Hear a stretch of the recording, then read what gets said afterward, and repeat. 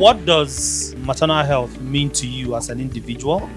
And if you had a choice for a tech solution, at what point should that be applied within the maternal health spectrum? For us, one of the things we saw when we were surveying women was 80% of them said that they had been tested for hypertension.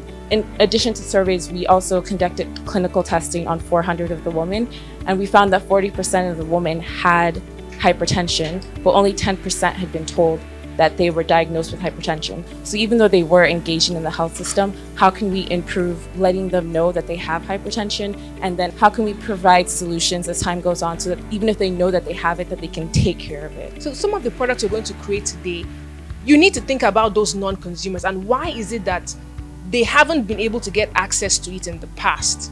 Because if you just end up creating a normal regular app, some of these things already exist. If you're to be honest, they may not have been created by a Nigerian, but some of it do exist.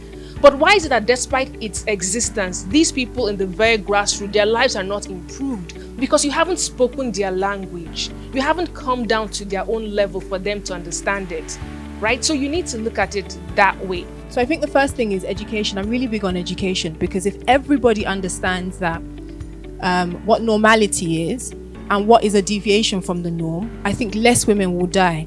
So my simple solutions would be, let's have community gatherings like this and include the influential people in the community.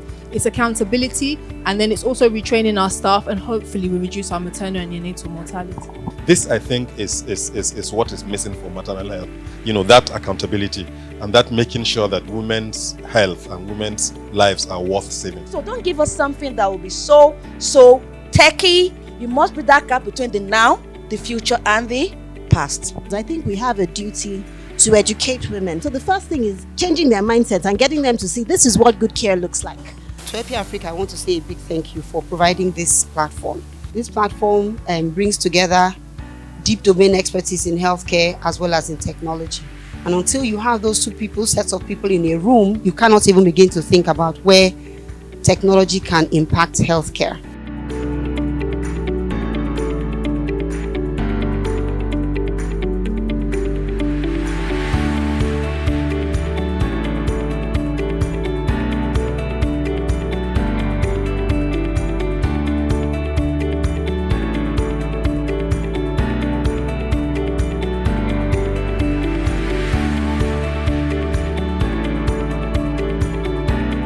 So in third place was humane.